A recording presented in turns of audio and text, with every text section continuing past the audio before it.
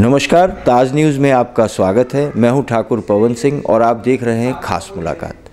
आज खास मुलाकात में हमारे साथ एक ऐसी शख्सियत हैं जिनके ऊपर वाले ने छप्पर फाड़ कर एक मेहरबानी की है। कहते हैं कि भगवान जिसको देता है, अगर देता है तो छप्पर फाड़ कर देता है। जी हाँ, ये कई कहावतें और कई किंवदंतियाँ ऐसी हैं जो वाकई में चरितार्थ होती नज़र आती हैं। आपको मैं याद दिलाऊंगा कि 1995 में भारतीय जनता पार्टी के टिकट से एक पढ़ी लिखी महिला राजनीति में प्रवेश करती है और बहुत बड़े बहुमत के साथ वो आगरा जैसे शहर को, जिसको प्यार की राजधानी कहा जाता है, ताज नगरी कहा जाता है, बहुत ही महत्वपूर्ण होता है उसका मेयर, क्योंकि वहाँ कोई भी अगर अंतर्राष्ट्रीय शख्सियत वहाँ पर आती है तो उस प्रथम उस मेयर से ज़रूर मिलती है और मेयर को भी मिलना होता है। तो ये बेबी रानी मौर्य थी जो 1995 में नगर निगम की मेयर बनी आगरा की। उसके बाद इन्होंने पीछे मुड़कर नहीं देखा, परिवार में पूरा समय देती थी, राजनीति में पूरा समय देती थी, और तो और ये कहें इनका विवाह जो हुआ पंजाब नेशनल बैंक के एक अधिकारी के साथ हुआ और दोनों जिम्मेदारियों को संभालती रहीं। तीसरी जिम्मेदारी इन्होंने पार्टी की संभाली। हद तो तब हो गई भगवान की देने की, अचानक पता चला कि आप उत्तराखंड की राज्यपाल बन गई। ये भी एक करिश्मा है और बेबी रानी जी की अपनी एक पर्सनल योग्यता है। और अगर हम सूत्रों की माने, खबरों की माने, तो कहा तो ये भी जा रहा है कि यदि भारतीय जनता पार्टी की सरकार उत्तर प्रदेश में बनती है तो कम से कम डिप्टी सीएम बनाया जा सकता है, ऐसे हमारे सूत्र कहते हैं। हमने सोचा कि क्यों ना कहीं सुनी बातों के बजाय सीधी हम बेबी रानी जी से बात करें। अभी बेबी रानी जी अभी प्रचार से लौटी हैं, हम उनके यहाँ पहुँचे हैं, उनसे बात करते हैं। आपका स्वागत है। थैंक यू, धन्यवाद, नमस्कार।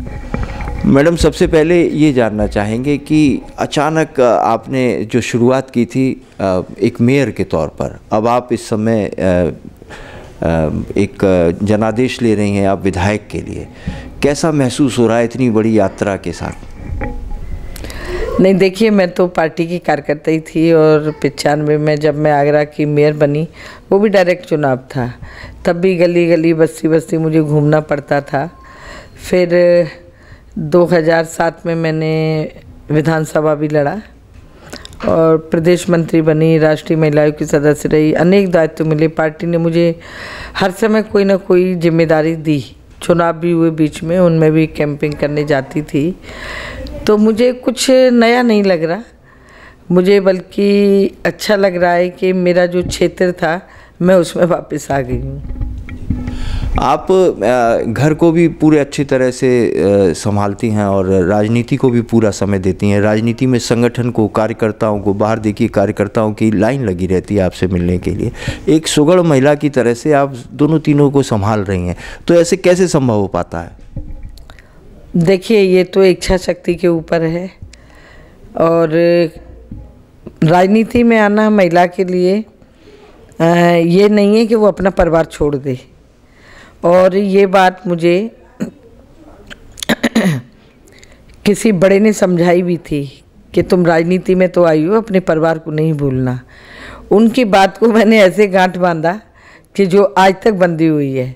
और ये सही बात है, जब महिलाएं राजनीति में आती हैं तो परिवार को उतनी तवज्जो नहीं देती जितनी देनी चाहिए। लेकिन मैंने आगरा की मेयर रहते हुए, मेरे बच्चे छोटे थे, मैंने उनका भी दायित्व संभाला, पति बैंक में थे, उनकी भी देखभाल की, मेरे साथ मेरे सास ससुर भी रहते थे, उनकी भी देखभाल करती थी, इसके साथ साथ अपनी राजनीति भी करती थी। लेकिन उस राजनीति में मेरे पति का, मेरे सास ससुर का बहुत मेरे साथ सपोर्ट था और उन्हीं की वजह से मैं राजनीति में यहाँ तक पहुँची।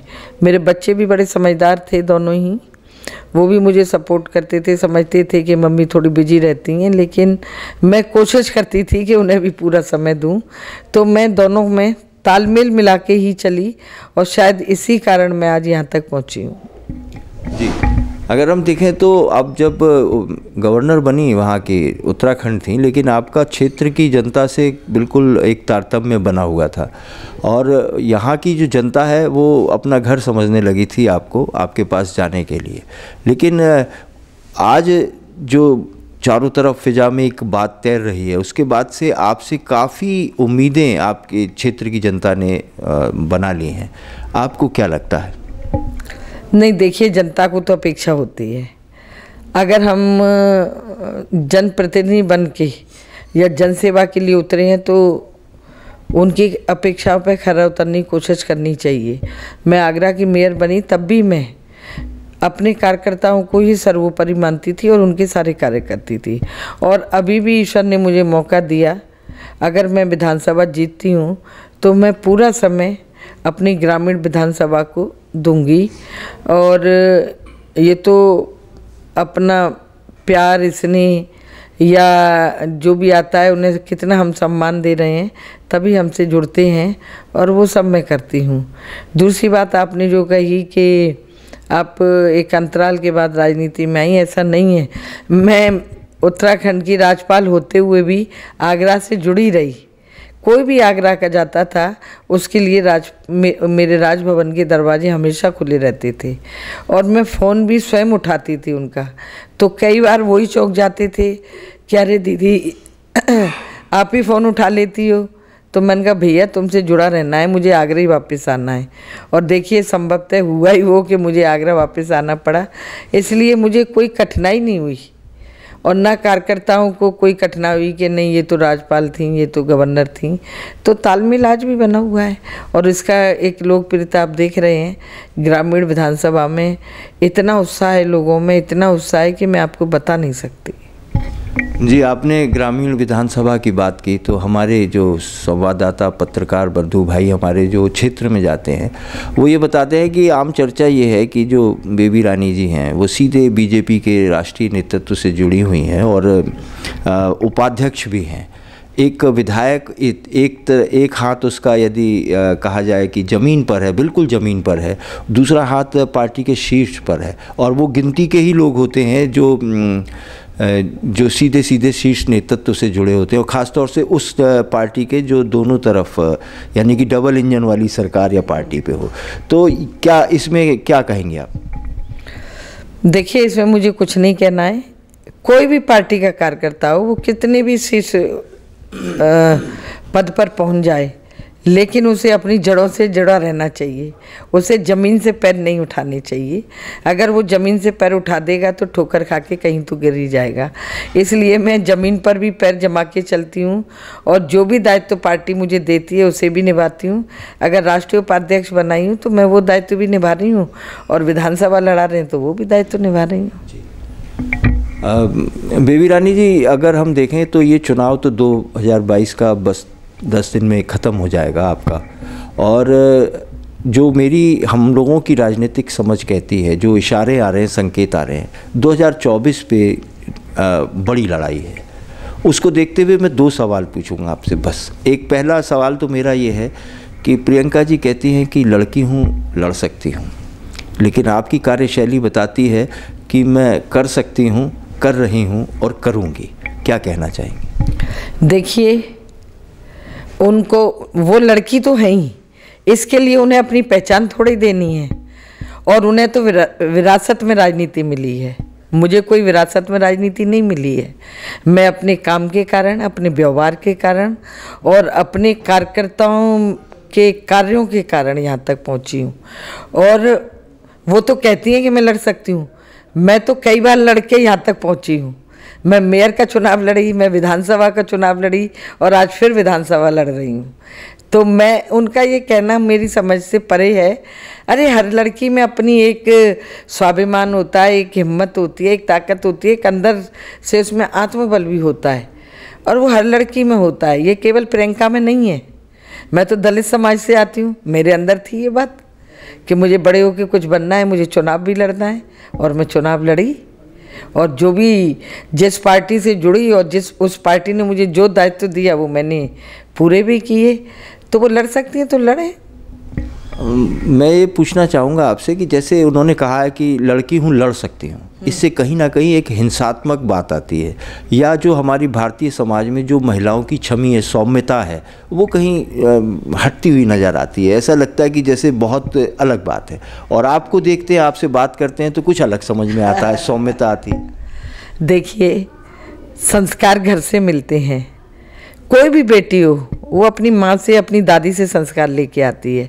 वो किस परिवार में पली बड़ी है, वो क्या वहाँ देख रही थी, वहाँ के आसपास का वातावरण कैसा था, वो वहाँ से सीखती है एक बच्ची। और जब बच्ची उन सीखों को लेके आगे बढ़ती है तो वो अच्छा करती है। उसमें परोपकार की भावना रहती है, त्याग की भावना रहती है, दूसरे को कुछ देने की भावना रहती है, दूसरे के लिए कुछ करने की भावना होती है। अगर ये सारे गुण एक महिला के अंदर नहीं होंगे तो वो महिला नहीं है मेरी समझ से, क्योंकि मैंने ये सब चीज़ें बचपन से सीखी और वो चीज़ों को सीखते सीखते मैं यहाँ तक पहुँची हूँ और मैंने उन्हें खोने नहीं दिया। मैं किसी पद पर रही नहीं रही, लेकिन मैं उन सब जो मेरे सामाजिक कार्य थे उनसे मैं जुड़ी रही। मुझे किसी की मदद करनी होती थी वो भी करती थी।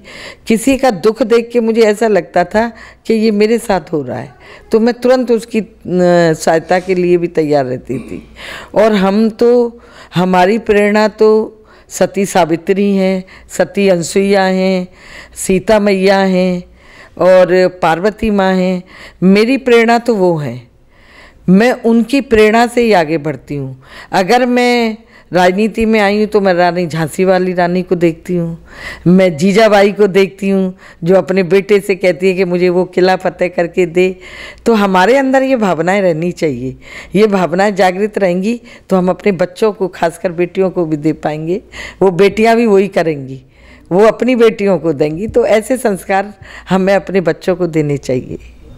मैं एक बहुत महत्वपूर्ण सवाल आपसे पूछ रहा हूँ, थोड़ा सोच समझ के जवाब दीजिएगा। जो मैंने कहा था, हमने ये देखा है भारतीय राजनीति में, ख़ास तौर से उत्तर प्रदेश की राजनीति में, बाबा साहब की राजनीति को, उनके विचारों को काशीराम जी ने आगे बढ़ाया और वो विरासत ट्रांसफ़र हो गई मायावती में। अब मायावती जी उतनी सक्रिय नहीं मानी जाती हैं। अब उस राजनीति के विरासत को, उस राजनीतिक विरासत को जो कही जाती है मायावती की, मेरे को ये लगता है कि कुछ संकेत आपकी तरफ आ रहे हैं। क्या कहना चाहेंगे आप इसमें?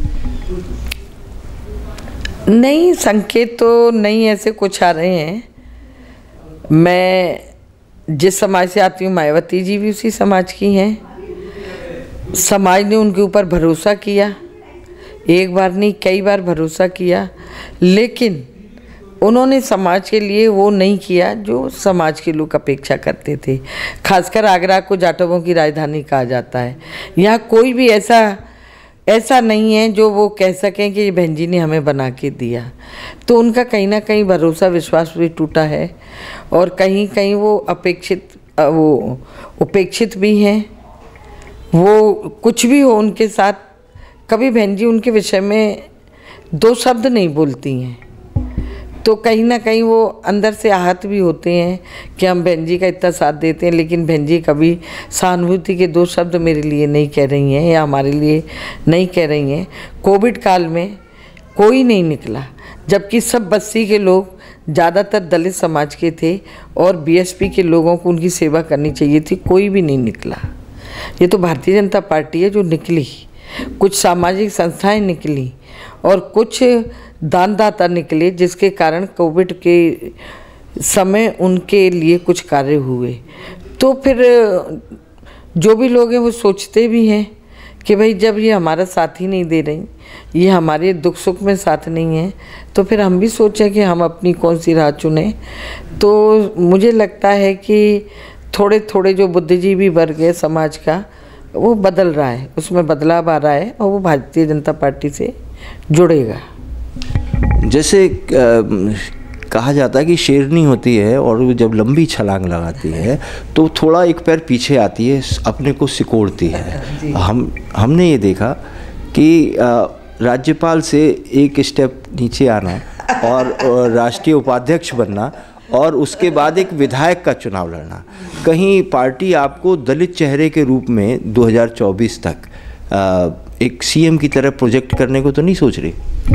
नहीं, मुझे ऐसा नहीं लगता है। मेरे को तो विधानसभा लड़ने के लिए कहा है और मेरा भी मन था कि राज्यपाल बन के मैं उतनी सेवा नहीं कर पा रही थी लोगों की, समाज की, गरीबों की, दलितों की।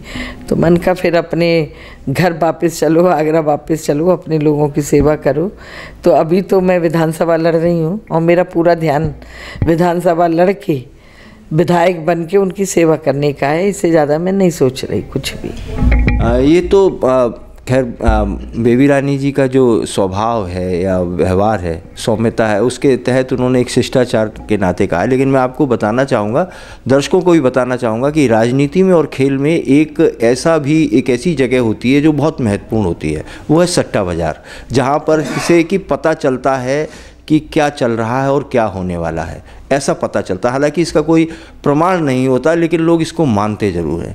तो उस सट्टा बाज़ार में आजकल इस बात पे दाव भी लग रहा है कि बेबी रानी मौर्य क्या सीएम बनेंगी कि डिप्टी सीएम बनेंगी। इन दो में बात हो रही है। आप चाहे कुछ भी कहते रहें, लेकिन क्या आपको लगता है कुछ आभास है इस चीज़ का? नहीं, मुझे बिल्कुल आभास नहीं है।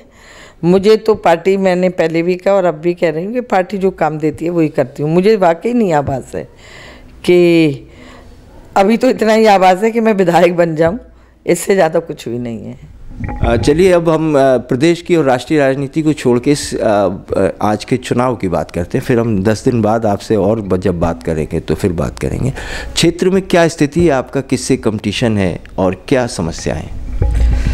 क्षेत्र में स्थिति मेरी बहुत अच्छी है और मुझे नहीं लग रहा कि मेरा किसी से कंपटीशन है। मैं सबसे आगे निकल रही हूँ, चल भी रही हूँ। लोगों का स्नेह प्यार इतना मिल रहा है कि मैं उसे संभालना मुश्किल हो रहा है। आज भी मैं श्यामू गांव में थी, बहुत ही भव्य स्वागत और वो बहुत ही भव्य कार्यक्रम उनके। तो मैं अंदर से भी बहुत अभिभूत हूँ कि मुझे ग्रामीण विधानसभा की जनता इतना प्यार दे रही है, स्नेह दे रही है। ईश्वर करे कि उनके जो सपने हैं वो पूरे हों और मैं विधानसभा में पहुंच के जो उनकी अपेक्षाएं हैं उन्हें पूरा कर पाऊँ।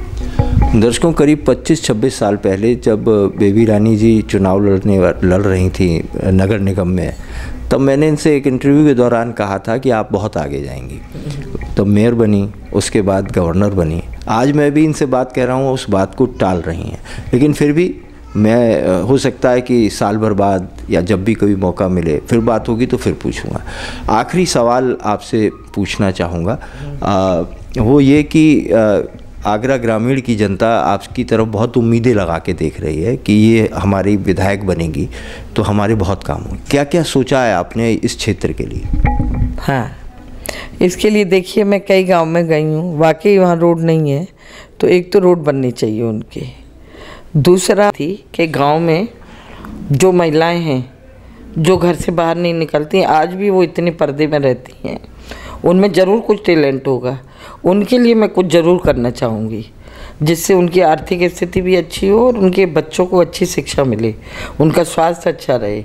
इसी प्रकार जो नौजवान साथी हैं या युवक हैं, उनके लिए भी कोई ना कोई काम होना ही चाहिए। मोदी जी का सपना भी यही है कि नौकरी करने वाले नहीं, नौकरी देने वाले बनूं। तो ऐसे बच्चों के लिए भी कुछ सोचेंगे और करेंगे भी।